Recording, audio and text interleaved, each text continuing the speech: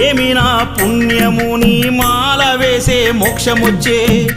ఎంతమందికుంటుందయ్యా నిన్ను చేరే అదృష్టం ఆనందం పొంగేనయ్యా నిన్ను చూసిన క్షణం తండ్రి నిన్ను చూడంగానే కన్నీరు తన్నుకొచ్చే ఒక్కసారిగా నన్ను గన్న తల్లిదండ్రులు గుర్తుకొచ్చే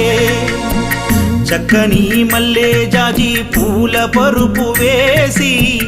బంగారు ఊయల గట్టి